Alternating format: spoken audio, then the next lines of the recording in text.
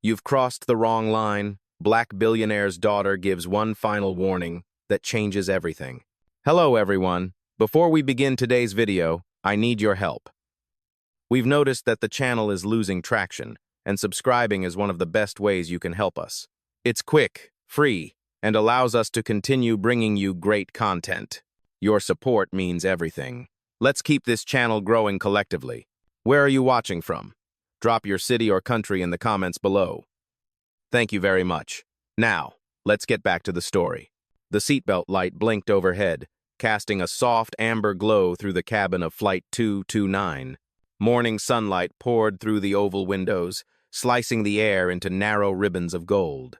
In Seat 2, sat a small black girl in a yellow dress patterned with flowers, calm, upright, clutching a worn teddy bear to her chest. Her name was Ava Montgomery, but no one on that plane knew that yet. A shadow fell across her tray table. A flight attendant, crisp uniform, perfect bun, smile sharpened like policy, leaned down. Her tone cut clean through the hum of the engines. "Sweetheart, this seat isn't for you. You need to move back to coach." The words weren't loud, but they struck like a slap. Heads turned. 3 rows back, a man lowered his newspaper. A couple paused mid-conversation. Ava blinked once, slowly. She didn't cry. She didn't plead. She simply met the woman's eyes, steady, quiet, unblinking. "My ticket says 2A, she said softly. The attendant's smile tightened. "I'm sure it does, but this section is for premium guests. Maybe someone helped you find the wrong seat." Her voice lingered on someone, like a drop of acid hidden under honey. Ava looked down at the boarding pass, still glowing on the small screen of her smartwatch. Green, verified. She raised her wrist just enough for the attendant to see. It scanned fine. The woman chuckled under her breath. Sometimes fake passes scan fine too. The sentence floated in the air, heavy, venomous, absolute. The engines roared a little louder as the cabin filled with quiet discomfort. A man across the aisle shifted uneasily. A young flight trainee standing near the galley opened her mouth to speak, then thought better of it. No one moved. Ava did. She turned her teddy bear toward the window, as if showing it the clouds, and whispered, "We'll stay right here. It will be end." Something in her calm unnerved the attendant. The woman crouched lower, her perfume sharp, her breath close. "Listen, little girl," she hissed. "This isn't playtime. You need to go back where you belong." The phrase snapped through the aisle like lightning. A passenger gasped. Another muttered, "Did she really just say that?" Ava's tiny hand tightened around the bear's paw. Her eyes lifted again, dark, still, far older than her years. She didn't shout. She didn't flinch. She just pointed one small finger toward the woman's name tag. "You've crossed the wrong line." The attendant froze, half in shock, half in disbelief. For the first time, it wasn't the child who looked out of place. It was her. And the hum of the plane, once ordinary, now thrummed with something electric, like justice about to wake. Before we continue, where are you watching from? Drop your city or country in the comments below. And if you believe in dignity and justice, hit like and subscribe. These stories spark change, and we're glad you're here. Now, back to Ava. The flight had only been boarding for 15 minutes when Ava stepped onto the jet bridge. No entourage, no designer bag, no hint of privilege, just a child with calm footsteps and a quiet sense of belonging. Her braids bounced gently as she walked, beads clicking softly like a rhythm only she could hear. The attendants barely glanced at her. One scanned her ticket with a distracted smile, watching for the next passenger behind. Seat 2, A, premium class. Ava found it easily. Her teddy bear, faded from years of travel, sat neatly on her lap as she gazed out at the runway. The world outside was still, all silver wings and sunlight, but she could feel the tension of eyes measuring her, calculating where she should and shouldn't be. To them, she looked like a little girl traveling alone. To the truth, she was the daughter of Evelyn Montgomery, the founder and CEO of Montgomery Air, the very airline she now sat aboard. Her mother had said that morning, in that serene voice Ava loved, "Today, you'll see how people behave when they think you're nobody. Just watch and remember who you are." Ava had nodded, half excited, half nervous. She didn't know her mother had chosen this exact flight, one known for its strict professionalism. Now, as the attendant's perfume drifted close, Ava understood what the test was about. Across the aisle, a man in a gray suit opened his laptop, pretending not to stare. He'd seen her board alone, no guardian, no assistant, no logo bag, nothing that screamed money. And in the silence between seatbelts clicking, bias filled the air like static. The head attendant, the same woman who would later confront her, whispered to a colleague, "I'm checking seat 2A. That girl doesn't belong there. Maybe a mix-up." Her colleague shrugged. "If it scanned green, it's fine." But the woman didn't hear reason. She heard difference. Ava shifted in her seat, watching clouds begin to roll across the tarmac. She thought about all the times she'd flown beside her mother. Always first class, always polite smiles from the crew. But when Evelyn traveled incognito, dressed down, she'd told Ava something she'd never forgotten. Respect that changes with appearance was never respect. Now, Ava sat in that very lesson. Her fingers traced the armrest, feeling the fine leather stitching her family's company had chosen. She knew every texture of this plane, the brand of the carpet, the smell of the sanitizer they used, the logo etched into every buckle. Yet somehow the people around her acted like she was trespassing. The captain's voice crackled over the intercom, calm and routine. "Ladies and gentlemen, welcome aboard Montgomery Flight 229, service to New York. Please take your seats." Ava took a deep breath. Her teddy bear leaned against her arm, its button eye glinting in the sunlight. She whispered, "Mom said stay calm. Calm has power." From the corner of her eye, she saw the attendant's red scarf flash as she moved closer again, clipboard in hand, suspicion sharpening into certainty. Somewhere, deep down, Ava already sensed what was coming. The disbelief, the humiliation, the storm before the reveal. But for now, she just sat there, still, small, unshaken, like a secret about to rewrite the rules of the sky. The hum of the engines deepened as passengers settled in. Seatbelts clicked, overhead bins slammed shut like punctuation marks. But in row 2, the quiet wasn't peace. It was pressure, the kind that builds before something cracks. The head attendant, the same woman whose tone could slice glass, stood just a few steps away, watching Ava like she was a puzzle that didn't belong on her plane. Her name tag caught the light. Clara. Perfect uniform, perfect posture, perfect prejudice. She approached again, her shoes tapping sharply against the floor. "Young lady, I'll need to see that ticket again." Ava turned slowly, calm as ever. Her smartwatch was still glowing green, confirming her seat. It already scanned. Clara's smile didn't reach her eyes. And sometimes scanners make mistakes. A small laugh rippled from somewhere behind, the kind passengers give when they think something awkward but harmless is happening. It wasn't harmless. Clara reached out a manicured hand. "May I?" Ava hesitated. "It's digital." "Then show me." The command, not the request, hung heavy in the air. Ava raised her wrist again, the faint glow reflecting off Clara's skeptical gaze. From the next row, a woman whispered to her husband, "Why's she bothering that child?" He shook his head. But his voice betrayed uncertainty, even guilt. Clara wasn't done. "Do you have a guardian on board?" "Yes." "To all." "And the winder?" "To all." "Who all?" "Where?" "You'll find out soon," Ava said quietly. That answer, polite, cryptic, too composed for a child, unsettled her. Clara straightened, eyes narrowing. "Little girls don't talk to crew like that." Ava tilted her head. "Maybe little girls don't usually have to." The words landed softly, but the meaning hit hard. Clara's lips parted as if to respond, but she couldn't. She turned abruptly toward the galley. "Mark," she called to a younger attendant. "Check her boarding record again. I want confirmation from ground control." Mark frowned. "It's verified, Clara. I saw the log myself." "Then run it again." "Why? She's not causing trouble." "Exactly," Clara said. "That's the problem. She's too comfortable." The cabin temperature seemed to shift. A passenger sighed. Another adjusted his seat, pretending not to hear. And from somewhere near the back, a mother with 2 kids muttered, "Always the same story." Ava sat still, hands folded over her teddy bear. Her voice, when it came, was barely above a whisper. "Mom said some people mistake quiet for weakness." She looked out the window. The runway stretched like a promise. Her reflection in the glass was calm, but the truth beneath it was a storm waiting to rise. Mark returned with the scanner tablet. Her ticket's clean, Clara. Verified. Montgomery Air. VIP code attached. Clara frowned. VIP? That can't be right. It's what the log says. Ava turned her head slightly. Maybe your system just tells the truth faster than people do. Mark hid a smile. Clara didn't. Her jaw tightened, her authority slipping like air through a crack. She leaned in close once more, voice sharp. Don't get smart with me, sweetheart. I decide who belongs here.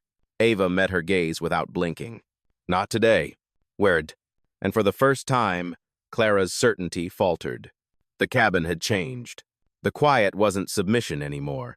It was the sound of balance shifting inch by inch toward justice. For a moment, the air inside Flight 229 felt frozen. No sound but the faint hum of the engines and the soft rustle of papers.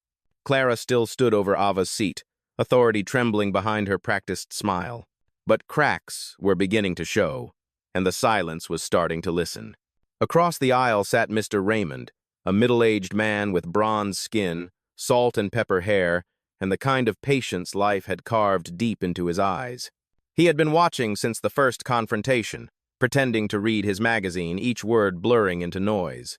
When Clara raised her voice again, "You will move, or I'll have you escorted back," his restraint finally snapped. He lowered the magazine. "Excuse me, ma'am," he said, calm but firm. "I saw her ticket scan. It was green, verified." Clara stiffened, turning her glare toward him. "Sir, please mind your own seat. We're following protocol." Raymond didn't back down. "Protocol doesn't include humiliating children. Fair." His voice wasn't loud, but it carried weight, the kind that made nearby passengers lift their heads. 2 rows behind, a young mother whispered, "He's right." Another man muttered, "That attendant's out of line." The tide of silence began to shift, ripple by ripple. Ava looked at him, unsure whether to speak. Raymond gave her the smallest nod, not pity, but solidarity. It was the kind of look that says, "You're not alone anymore." Clara crossed her arms, doubling down. "You all need to stay seated. This is a safety issue." "Safety," someone whispered sarcastically. "That's what they always call it." At the back of the cabin, a young trainee, name tag Elise, froze mid-stride. She'd been delivering bottled water, but now her hands trembled. She'd heard every word, and the tone clawed at her conscience. The voice in her training manual said, "The customer is always right, unless policy disagrees. Whether redded, breaded, but what if the policy itself was wrong?" Elise stepped closer. Her supervisor, Mark, shot her a warning glance, but she shook her head. "Miss Clara," she said carefully, "the passenger's boarding record is verified. I checked it when she boarded." The cabin stilled again. Clara's lips curved into a thin, dangerous smile. "Elise, stay in your lane. You're new. You don't understand how these things work." "I understand enough," Elise replied. Her voice quivered, but she didn't back down. "The system doesn't lie. People do." Murmurs spread like fire through the cabin. Phones appeared discreetly in hands. Not to film, not yet, but ready. Ava's small fingers tightened around her teddy bear. Clara turned back toward her, cheeks flushed. "You're causing a scene, little girl." Ava's tone stayed measured. "You're the one standing." The passengers behind her laughed softly. Not mockery, but release, the first crack of air after suffocation. Raymond chuckled under his breath. "Out of the mouths of babes," he murmured. Clara spun, her authority unraveling. "That's enough." But it wasn't. Not for Elise, who felt the words rising in her chest like something she'd swallowed for years. "She has every right to sit there," she said, louder this time. "And if you make her move, I'll report it myself." The cabin gasped. Mark stepped forward, whispering, "Elise, careful." But Ava turned, eyes wide, gratitude flickering behind her calm.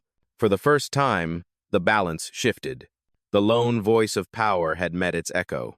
In the hush that followed, justice hadn't spoken yet, but it had definitely found its microphone.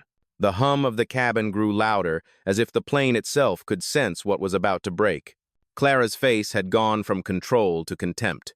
Her red scarf trembled as she bent forward, hand outstretched toward Ava's wrist.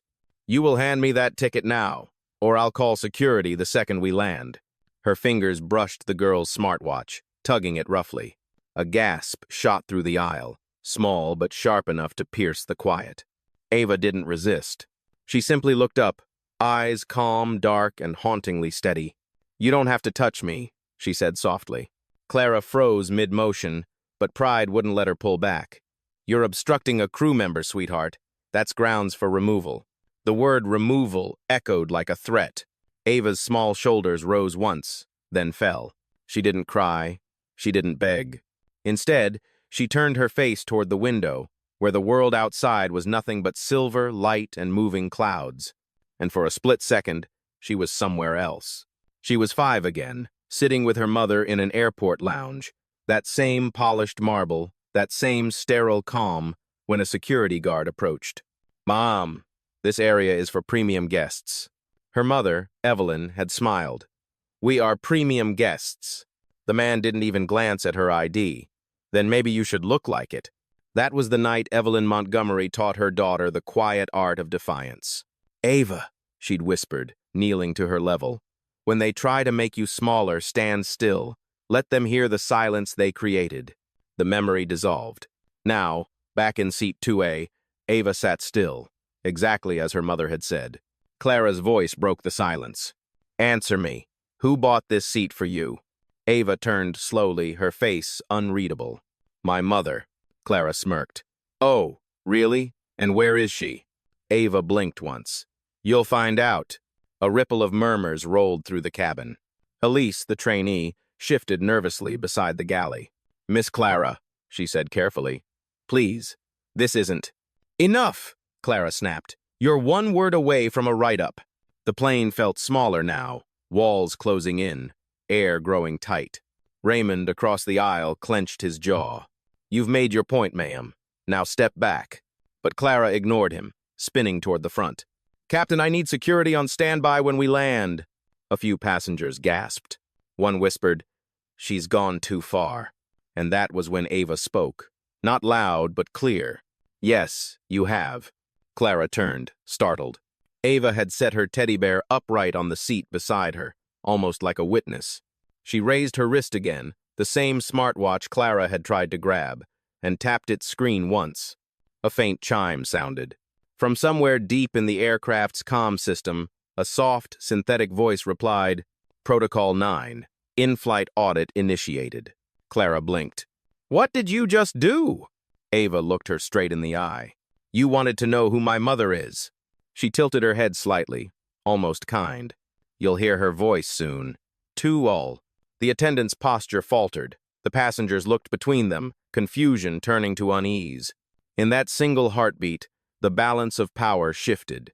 The child everyone thought needed saving had just pressed a button that would change the altitude of authority itself.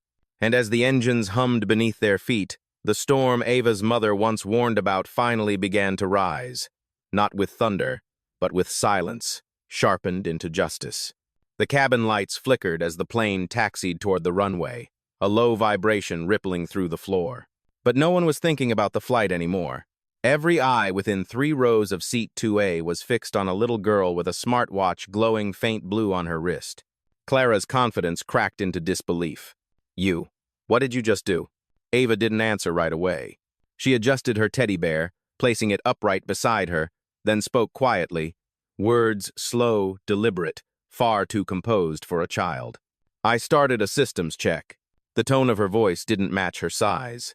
It carried weight, not the weight of anger, but of certainty. From somewhere behind, a passenger whispered, "Systems check? What kind of kid knows how to do that?" Elise, the trainee, stood frozen in the aisle, her heart pounding. She'd seen corporate audit screens before, blue warnings flashing on staff tablets, signals of internal review. But she'd never seen one triggered mid-flight. Then, as if on cue, every crew tablet beeped at once. A corporate seal appeared. Montgomery Air, Internal Review Protocol 9 activated. The air changed. Mark, the younger attendant, turned his device toward Clara, eyes wide. "Clara, it's coming from headquarters. They're accessing our crew log in real time. And everyone watching. That's impossible, Clara snapped. It's an error must be. But the word error was immediately replaced by another line flashing across the screen. Do not interfere with passenger Ava Montgomery. It hit like turbulence no one could prepare for. Ava sat still, chin high, her reflection in the cabin window glowing faintly. You'll want to stop talking now, she said softly. Clara's face drained of color. Who are you? Before Ava could answer, a voice, smooth, measured, and unmistakably authoritative, came through the intercom. This is Evelyn Montgomery, founder and CEO of Montgomery Air. The entire cabin froze.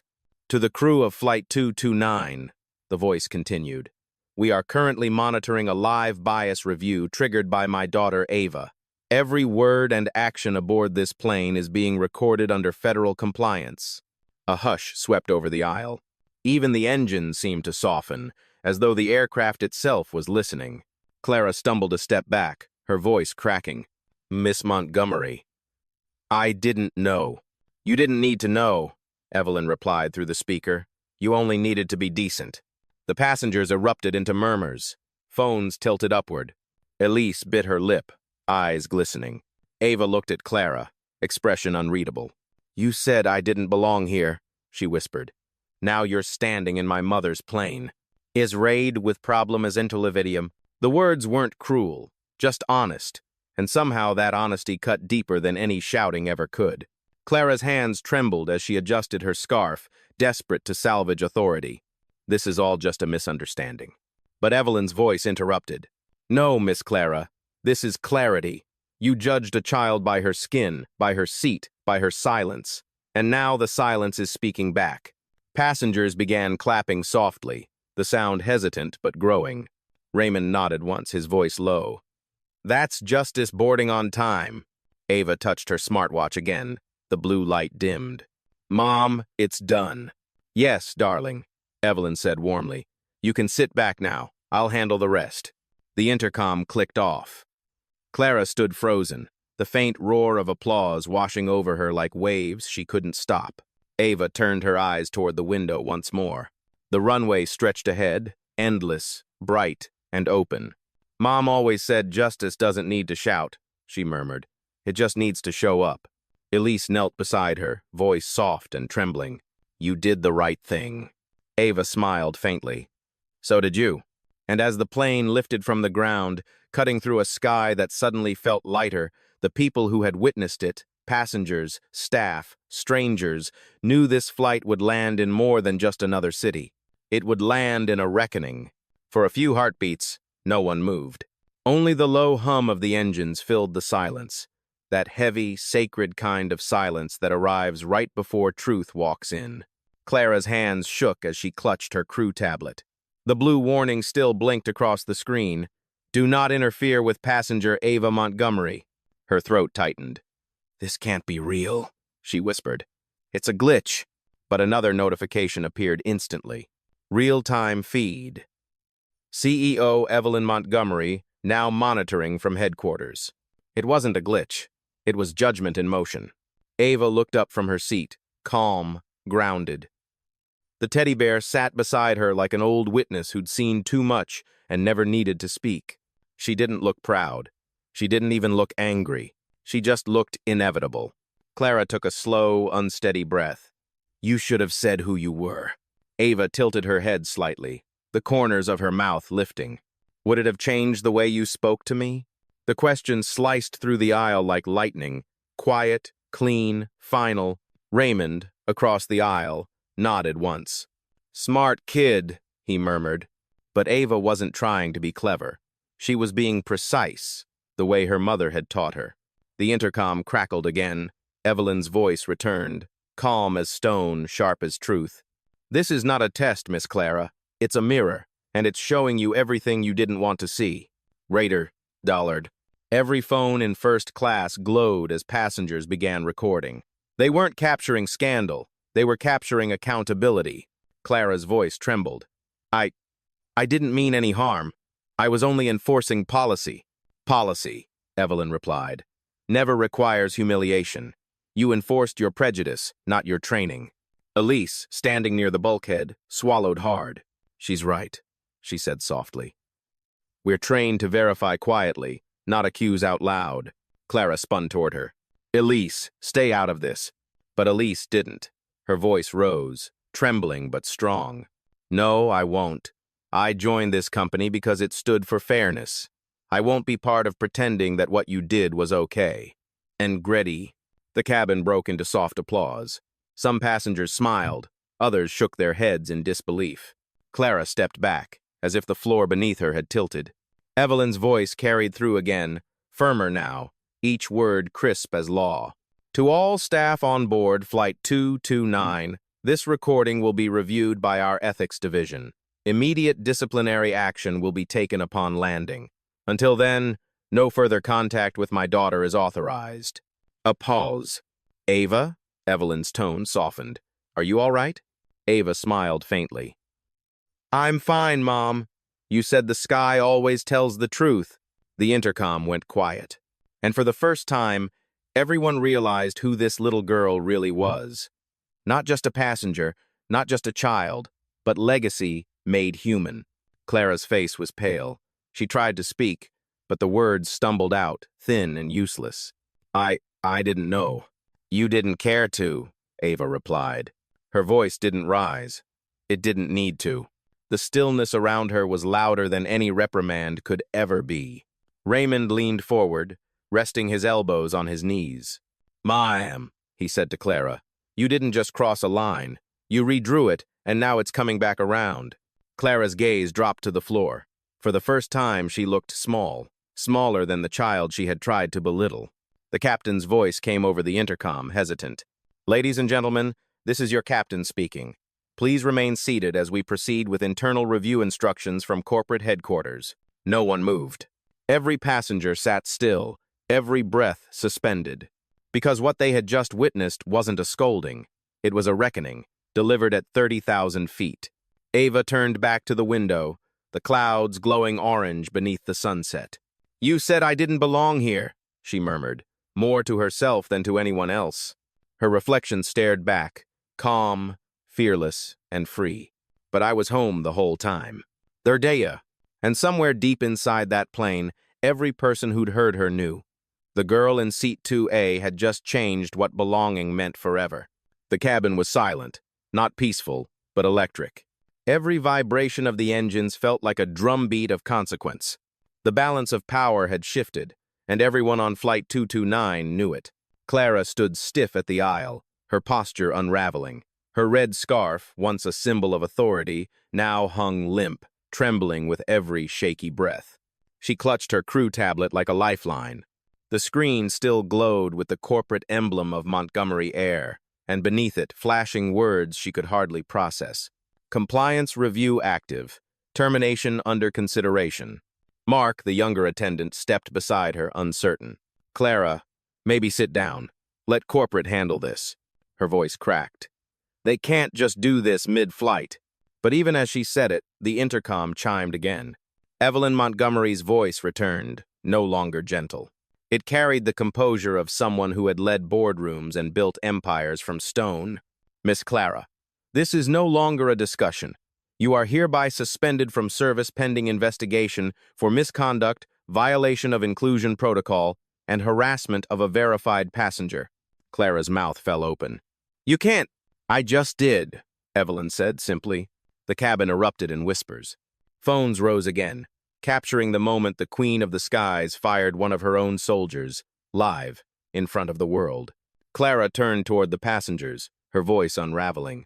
You don't understand, she tricked me. This was a setup. Ava turned in her seat, eyes clear, voice steady. No one tricked you. You showed who you are. Raymond leaned back, arms crossed. And she just showed who she's going to be. There's a pairthing avix. The applause started slow. One, then two, then a dozen hands clapping softly through the cabin. Not loud, not triumphant, just certain. Elise, tears forming, covered her mouth. She'd never seen justice arrive this fast or this quietly. Clara tried to speak again, but her words tumbled into silence. Behind her, Mark lowered his head, muttering, I'm sorry, Ava. Ava turned slightly. You didn't do what she did. Evelyn's voice came once more, composed and absolute. To the remaining crew, you are instructed to secure passenger comfort. Upon landing, Montgomery compliance will meet the aircraft. Miss Elise Carter, trainee, you are commended for integrity under pressure. Your statement will be included in the review. Acts of A, tens visited. Elise gasped. Me? Yes, Evelyn said. Leadership begins the moment fear tries to stop you, and you keep speaking anyway. The passengers clapped again, louder this time, as Elise's face flushed pink. Clara turned, defeated. You can't fire me in front of everyone. Evelyn's tone was gentle now, but only because the verdict was final. You didn't lose your job because of this plane. You lost it because of every flight before it where no one was watching. Clara's eyes glossed over. She took a step back, lips trembling. Ava looked at her, not with hate, but with something quieter. Mom says some people don't need punishment. They need to see what fairness looks like. Clara's voice cracked. You're just a kid. I am, Ava said, but I'm also a Montgomery. The weight of the name hit the cabin like thunder muffled by glass. It wasn't arrogance. It was history speaking through a child's calm tone. Evelyn's final words echoed through the intercom. For passengers witnessing this event, let it be known that Montgomery Air upholds its values without exception, no matter rank or role. Justice is not a policy. It's a promise. The line clicked off. Clara turned, shoulders collapsing. Mark reached to steady her, but she waved him off and walked down the aisle alone, the sound of her heels fading into the hum of the engines. As she disappeared behind the curtain, Ava leaned back into her seat, the sunlight falling gently across her face. Elise approached quietly and whispered, You didn't even raise your voice. Ava smiled faintly. Didn't need to. Outside, the clouds parted, bright, endless, and wide. The flight hadn't just crossed miles, it had crossed a threshold. And for everyone on board, justice had never flown this high before. The last trace of applause faded into a hush. The plane had leveled out, floating above the clouds like a cathedral of light. But it wasn't the same aircraft that left the runway an hour ago. It felt redefined, baptized by truth. Ava sat back in her seat, her teddy bear resting on her lap. Through the window, the sky stretched endless and forgiving. She didn't smile. She didn't gloat. She simply breathed, slow, deliberate, like someone who had seen a storm and chosen stillness instead of lightning. Elise knelt beside her, voice hushed. Are you okay? Ava nodded. Yes, but she isn't. Clara, people like her forget the sky doesn't care who's sitting where. It lifts everyone the same. Elise swallowed hard. For someone so young, Ava spoke with the calm precision of a leader twice her mother's age. You sound just like her, Elise whispered. Ava looked out the window again. She says the same thing about me. The intercom chimed softly, but this time it wasn't cold or procedural. Evelyn Montgomery's voice filled the cabin once more, warm, proud, steady as sunrise. To all passengers, thank you for your patience. Flight 229 will proceed as scheduled. I also want to thank you for witnessing what accountability looks like in real time. Fairness isn't taught in manuals, it's proven by action. The passengers listened in reverent silence. Some smiled, some wiped quiet tears. Raymond pressed a hand to his heart. That woman just changed how people fly, he murmured. Evelyn continued, To my daughter, Ava, I'm proud of you. Not because you have power, but because you used it without anger. That's the kind of leadership this world forgets to teach. Ava closed her eyes briefly. Her mother's words felt like sunlight on the skin, steady, earned, healing. The captain's voice followed, respectful and subdued. Ladies and gentlemen, this is your captain. We'll be descending into New York shortly. On behalf of Montgomery Air, we thank you for flying with us and for standing with integrity today. Soft applause rippled again through the cabin. Not dramatic, not performative, just human. Elise looked at Ava. You know everyone's going to talk about this flight, right? Ava's tone was simple. Then let them talk about respect, not me. This was the coming man. Raymond leaned forward with a gentle smile. You taught a whole plane something adults forget every day. How to hold dignity without noise. Ava smiled, small but real. Mom says silence only works when truth is standing beside it. Below, the skyline began to appear, Manhattan glowing like a sea of gold beneath the clouds. Passengers reached for their phones, for their thoughts, for their sense of awe. But no one rushed to stand. They all stayed seated, almost reverent, as if afraid to break the moment. Elise whispered, "What will happen to her?" "Clara. She'll face the system she helped build," Ava said, "and maybe she'll see what fairness feels like on the other side." The plane tilted slightly, gliding into descent. The clouds parted wide, and sunlight flooded the cabin. For the first time, every face looked softened, changed. When the wheels touched down, Evelyn's final message came through one last time. Justice doesn't have to shout, it just has to land. The cabin burst into applause. Not wild, but full, honest, united. As the plane slowed on the runway, Ava leaned her forehead against the window. The reflection staring back wasn't the quiet little girl who had boarded alone. It was a promise kept. The teddy bear slid slightly in her lap, and she whispered to it, "We didn't have to prove who we were. We just had to remind them." Outside, the runway stretched forward, bright, unending, like a path to a world that had just learned to see more clearly.